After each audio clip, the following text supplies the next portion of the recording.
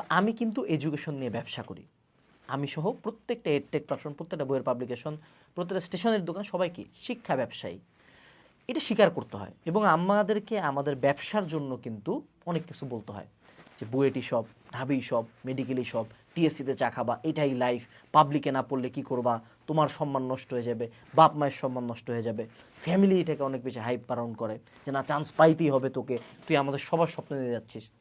But যদি আমরা পাবলিকের সিটের কথা চিন্তা করি, সব ইউনিট মিলায়, সব পাবলিক মিলায় ম্যাক্স 30,000 সিট আছে, ম্যাক্স, অর্থাৎ 30,000 স্টুডেন্ট পাবলিকে পড়বে। কিন্তু এইচএসসি পরীক্ষার্থী কত ছিল? 10 লাখ, 7-8 লাখ তো মিনিমাম হয় প্রতি বছর। তাহলে 1 লাখও তো পাবলিকে পড়তেছে না। তাহলে এই বাকি স্টুডেন্টগুলা, এগুলা কি মানে মরে যায় সবাই? এরা কি ভাসে আসছে? এরা কি দেশ থেকে পালায় যায়?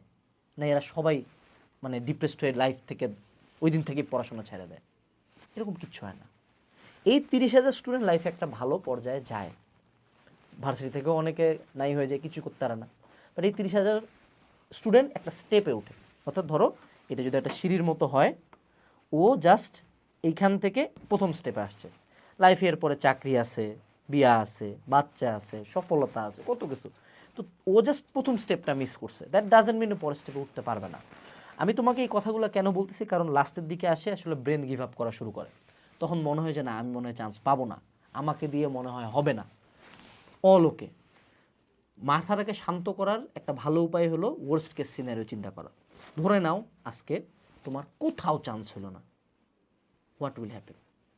সর্বোচ্চ 1 মাস দুনিয়া লাফাবে, দুনিয়া খোটা মারবে। 1 মাস পরে ট্রাস্ট মি, তোমার কিচ্ছু মনে হবে না, ইভেন তোমার ফ্যামিলিও কেয়ার করবে না, তোমার আশপাশের মানুষও কেয়ার করবে না।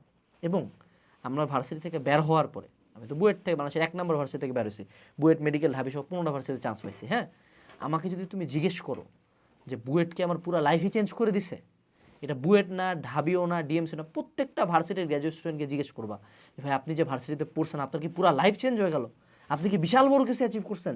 উত্তর হবে না।